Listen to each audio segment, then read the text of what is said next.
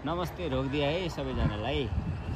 अब यो रुखतिर माथि देखाउँदैछु नि त्यहाँतिर अब यो झुन्डेर चरा जस्तो हेर्ने दिन चाहिँ गयो, किनभने यहाँ माथिसम्म पुरै प्यारापिटहरू बन्दै रहेछ अनि एकदम तीव्र रूपमा काम भइरहेको छ। यहाँ चाहिँ अलमोस्ट 3 महिनाभित्र चाहिँ कम्प्लिट गरेर दिनुपर्ने रहेछ भन्ने कुराकानी यहाँ बुझ्यो अनि दिनरात काम भइरहेको छ। त्यस कारणले गर्दाखेरि चिकिट प्रेमीहरूको लागि चाहिँ एकदमै खुसीको कुरा हो। यो चाहिँ पहिला आउँदाखेरि यहीँ हो, हामी बसेर हेर्थ्यौँ, भुइँमा धुलो सरी भएर। अस्ति आउँदा पनि भिआइपी जोड्न बसेको ठाउँ त्यहीँ हो। अब त्यस्तो चाहिँ नहुने भयो, अब चाहिँ एकदम मजासँगले दर्शक क्षमता पनि धेरै बढ्छ अब यहाँ अनि काम बडो तीव्र रूपमा भइरहेको छ।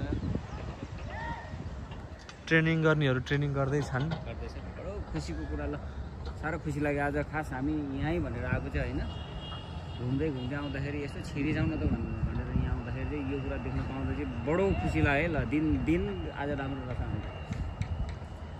हेर्नुहोस् 3 करोड नेपालीहरूको लागि चाहिँ खुसीको कुरा हो नि यो त।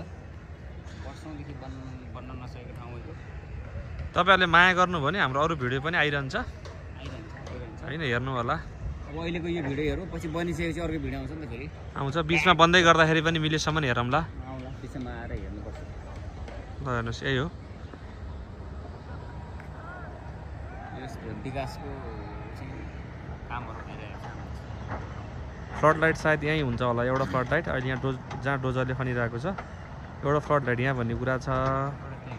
एउटा चाहिँ तपाईँको ठ्याक्कै यो क्रेन जस्तो देखिया छ, अब क्रेनै हो कि हो यो, ठ्याक्कै यो क्रेननिर भन्ने कुरा छ। अरू चाहिँ के हो जानकारी पाइएन, अब सायद पछि बनेपछि देखिन्छ।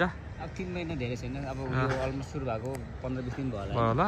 अब 3 महिनाभित्र चाहिँ कम्प्लिट डे नाइट म्याच ट्याक्क हेर्न सक्नुहुन्छ, मजा आउँछ। त्यसपछि बेलुका आएर हेर्न पाइयो भने दिनभरि काम पनि मजाले गर्न पाइयो।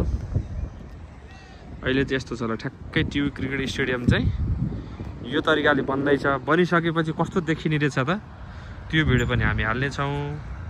ल हेर्नुहोस् यतातिर हेर्नुहोस्, गाडीहरू टन्नै छ ल।